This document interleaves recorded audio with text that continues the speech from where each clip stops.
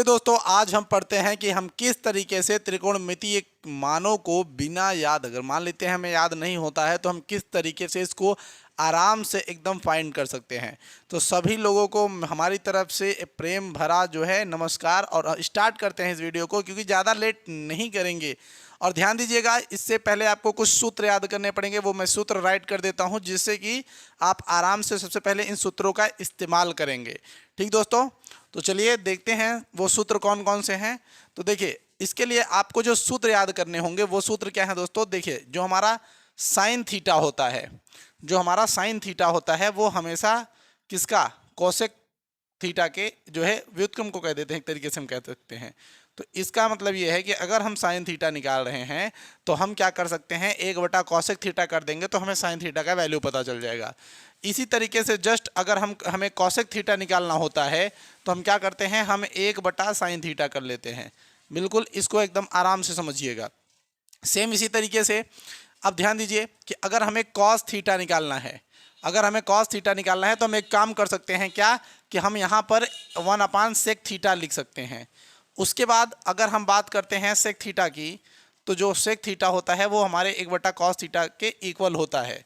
देखिए दोस्तों, इन्हीं सूत्रों को हम लोग किसके नाम से जानते हैं, इन्हें हम व्युत्क्रम के सूत्र के नाम से जानते हैं। किसके नाम से जानते हैं, व्युत्क्रम सूत्र के नाम से जानते हैं, जो कि त्रिकोणमिति का एक बेहद ही रोचक सूत्र होता है और बहुत सी जगहों पर हम इसे यूज़ करते हैं। और आज हम इसी को यूज़ करके पूरी त्रिकोणमिति की पूरी टेबल बनाएंगे, सारे के सारे उनके वैल्यू रखेंगे। ठीक दोस्तों, इसके बाद आता है हमारा कौन भैया, टैन थीटा। इसके बाद आता है हमारा टैन थीटा, जो कि कॉट थीटा का अपोजिट होता है। किसके अपोजिट होता है, कॉट थीटा का। उसी के साथ साथ हम क्या देखते हैं कि हमारा जो कॉट थीटा होता है वो अपोजिट होता है किसके दोस्तों, टैन थीटा के। किसके, टैन थीटा के।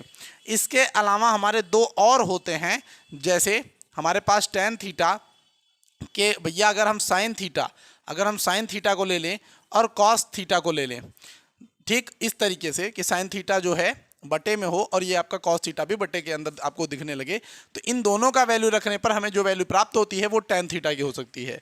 इसी तरीके से कॉट थीटा में है तो कॉट थीटा में जस्ट इसी का अपोजिट हो जाता है, यानी कॉस थीटा ऊपर हो जाएगा और साइन थीटा आपका नीचे हो जाएगा। तो ये रहा एक, आराम से आपको इसी सूत्र को जो है याद करना है और इसी सूत्र को याद करके हम पूरा का पूरा टेबल बनाएंगे, बस इसी सूत्र पे। तो इसका अगर आप चाहें तो स्क्रीनशॉट ले सकते हैं और हम चलते हैं अपने अगले टेबल की ओर। तो चलिए दोस्तों, देखते हैं कि किस तरीके से हम अपने पूरे टेबल को आराम से और सुविधाजनक तरीके से बना सकते हैं। तो देखिए दोस्तों, सबसे पहले आपको एक तालिका बना लेनी है, इस तरीके से इसका पूरा चार्ट बना लेना है, जिसमें आप एक तरफ त्रिकोणमितीय चिन्हों को लिखेंगे, जैसे साइन, कॉस, टैन, कॉट, सेक, कोसेक। उसके बाद हम देखते हैं, ये हम सबसे पहले जिस साइन एंगल का मान 0 डिग्री निकालेंगे, वहाँ पे फिलहाल उसके लिए कोई पाई में वैल्यू कुछ नहीं होता। अगर 30 डिग्री है तो पाई में उसका वैल्यू हम लोग पाई/6 लिखते हैं। क्यों लिखते हैं मैं भी आपको समझाता हूँ।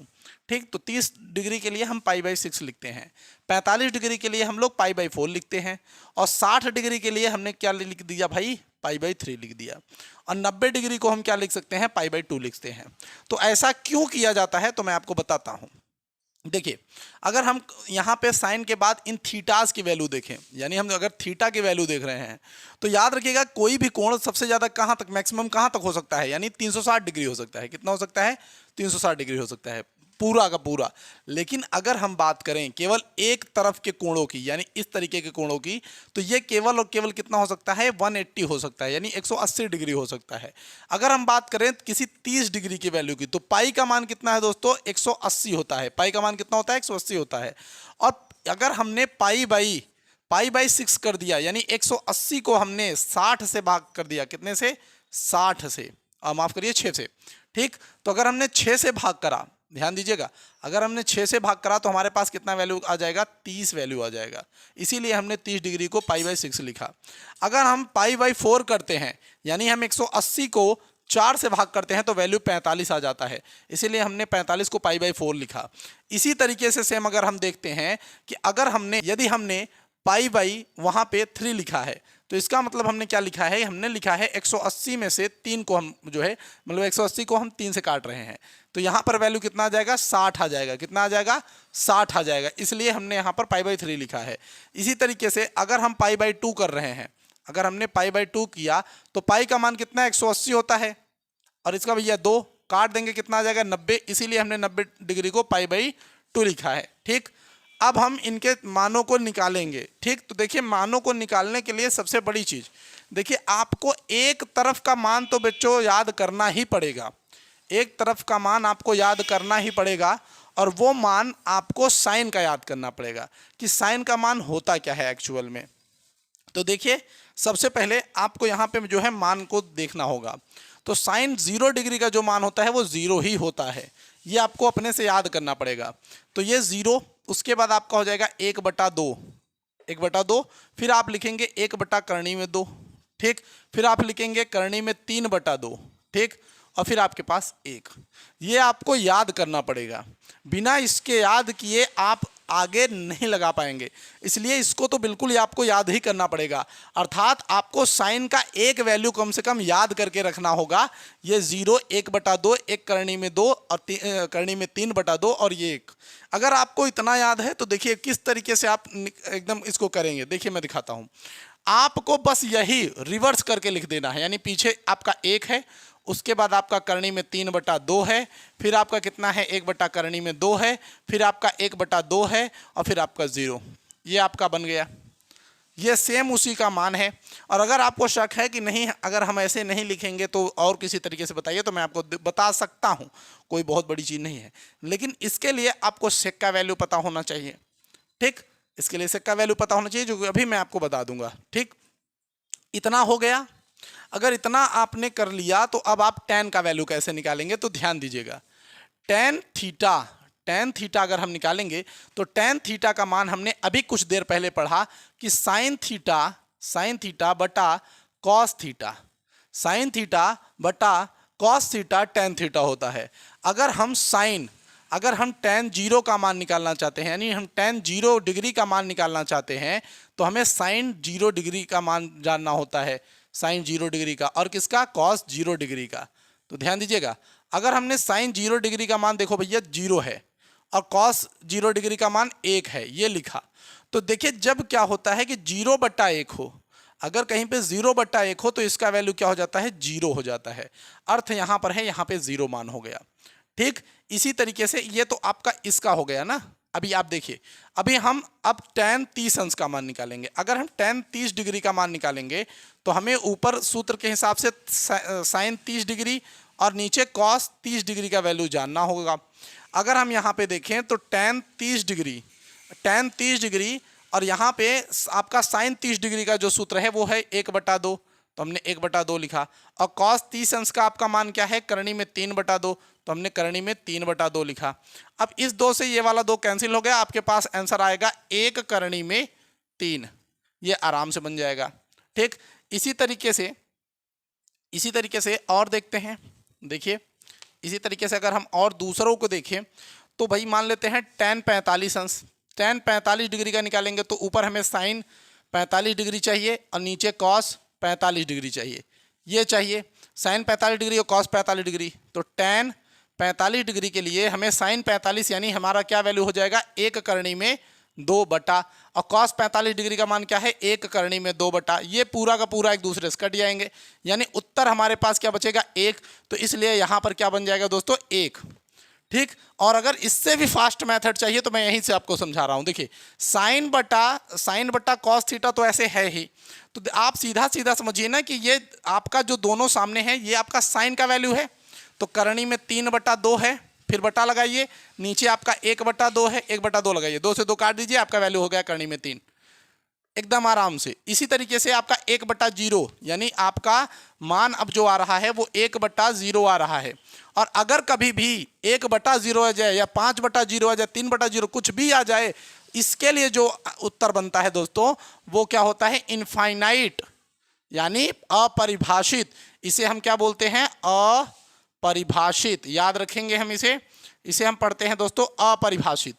अब इसी तरीके से कुछ नहीं करना है, कॉट थीटा है, कॉट थीटा का वैल्यू आप जानते ही हैं, अभी आपको पता चल चुका है कि कॉट थीटा में हम क्या करते हैं, बस 1/tan थीटा लिखते हैं, 1/tan थीटा लिखते हैं, यानी सभी मानों को अगर हम बटे में लेना शुरू कर देंगे तो हमारे पास आराम से जो है वैल्यू आ जाएगी। जैसे मान लेते हैं कि हम कॉट 0 अंश का मान निकाल रहे हैं, तो 1/tan 0 अंश का मान हमें लेना होता है, तो जो हमारे पास है 0, इसको अगर हम देखें तो ये क्या हो जाता है, अपरिभाषित हो जाता है, यानी हम यहाँ पे अपरिभाषित कर सकते हैं।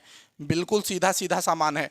अब देखिए अगर हम कॉट 30 अंश का वैल्यू निकाल रहे हैं तो हमें 1/tan 30 अंश का वैल्यू लेना होगा। अब 30 अंश का जो वैल्यू होगा 1/3 होगा।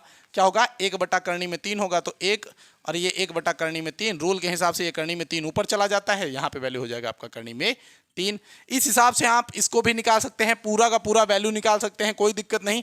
या आप एक जगह यहाँ पे एक और काम कर सकते हैं, क्या, आपने जो चीज़ को ऐसे लिखा है बस उसी को आप ऐसे उल्टा लिखते चलिए। देख लीजिए यहाँ पे इनफाइनाइट था, इनफाइनाइट आया, यहाँ पे करनी पे 3 था, करनी में 3 आया। अब अगर आप आगे करेंगे तो आपके पास एक आंसर आएगा, और अगर आप और आगे करेंगे तो आपको ये एक करनी में 3 आएगा, और लास्ट में आपके पास ये क्या हो जाएगा, 0। ठीक, अब हम निकालेंगे दोस्तों सेक थीटा, यानी सेक का मान निकालना हम शुरू करते हैं। तो देखते हैं सेक का वैल्यू हम किस प्रकार से एकदम आराम से निकालेंगे। तो देखते हैं बच्चों, देखिए अब सेक का जो आपका वैल्यू होता है हम उसको देख रहे हैं। तो जो सेक का, अगर हम सेक 0 डिग्री का वैल्यू देखेंगे तो सेक का मान क्या होता है भैया, कॉस 0 डिग्री पे जाएंगे, 1/cos 0 डिग्री। तो cos 0 डिग्री पे अगर हम लोग ले जाएंगे तो ध्यान दीजिए कि अगर सेक 0 का मान हम लोग देख रहे हैं और हमें cos 0 लाना है, तो यानी 1/1 होगा, 1/1 होगा, यानी यहाँ पे जो सेक का मान होगा वो 1 होगा। सबसे पहले क्या हो जाएगा, 1 हो जाएगा। और अगर हमने सेक 30 डिग्री का मान देखा तो हमें 1/cos 30 का मान रखना होगा।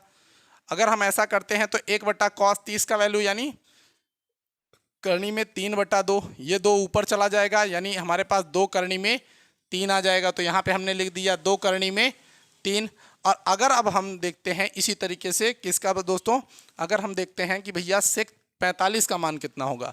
अगर हम देखते हैं कि भैया सेक 45 का मान, तो हम क्या देखते हैं, 1/cos 45 हमें चाहिए, 1/cos 45 चाहिए। तो 1/cos 45 क्या होगा, देखिए 1/cos 45 यानी 1 और 1 करनी में 2, और ये 2 ऊपर चला जाएगा, यानी हमारे पास ये वैल्यू आ जाएगी करनी में 2। उसके बाद अगर हम देखते हैं कि हमारे पास सेक 60 डिग्री का क्या मान होगा, तो हमें यहाँ पे 1 जो है cos 60 डिग्री लेना पड़ेगा। और जो cos 60 डिग्री का मान है वो क्या है, 1/2 है। हमारे पास क्या है दोस्तों, 1/2 है 60 डिग्री का मान। तो यहाँ पे हम देखेंगे तो हमारे पास ये आंसर बन के चला आएगा कितना, 2। कोई दिक्कत नहीं, यहाँ भैया अगर आप लिखेंगे 1/2 तो ये ऊपर चला जाएगा। ठीक, अब इसके बाद अगर हम सेक 90 डिग्री का मान पता करेंगे तो हमें यहाँ पे 1/cos 90 डिग्री का मान रखना होगा। यानी अगर हम 1/cos 90 डिग्री का मान रखेंगे तो ये क्या हो जाएगा दोस्तों, यहाँ पे 0, और ये क्या बन जाएगा वापस, अपरिभाषित। ठीक, एकदम आराम से। अब आप चाहें तो कोशक वाले सूत्र को लगाकर मैं आपको दो सूत्र दिखा देता हूं यहाँ पे कोशक वाला, उसके बाद आप अपने से जो है इसको लगाइएगा बिल्कुल एकदम अच्छे तरीके से। तो यहाँ पे कोशक अगर 0 डिग्री का मान लेंगे तो कोशक 0 डिग्री का मान लेंगे तो 1/sin 0 का मान हमें निकालना पड़ेगा। तो यहाँ पर 1/sin ये 0, तो ये आपका सीधा सीधा क्या बन रहा है दोस्तों, अपरिभाषित बन रहा है। उसके बाद अगर आप यहाँ पे क्या निकालना चाहते हैं, कोशेक 30 डिग्री का मान निकालना चाहते हैं, अगर हमने 30 डिग्री का मान निकालने का प्रयास किया तो 1/sin 30 डिग्री का मान लेना होगा, जो कि 1/sin 30 डिग्री का मान 1/2 होता है, ये 2 ऊपर चला जाएगा, यानी यहाँ पे उत्तर 2 हो जाएगा। इस तरीके से आप निकाल सकते हैं, या तो आप इसी को रिवर्स लिखते हुए चल भी सकते हैं, कोई दिक्कत नहीं होने वाली है। ठीक, और ये आपका बटा आपका लास्ट में 1। तो इस तरीके से दोस्तों आप सारा का सारा जो है एकदम सूत्र की मदद से आराम से इसे बना सकते हैं। कैसी लगी वीडियो ये ज़रूर बताइएगा, बहुत ही मज़ेदार रही होगी। आशा करते हैं आपको समझ में आया होगा। अगर वीडियो अच्छी लगी हो तो लाइक सब्सक्राइब बिल्कुल करिएगा। हम आपको हमेशा इसी तरीके से पढ़ाते रहेंगे, और वीडियोस देखने के लिए SBSE मैथ साइंस पॉइंट पर बने रहिए। धन्यवाद, मिलते हैं अगली वीडियो में, तब तक के लिए जय हिंद जय भारत।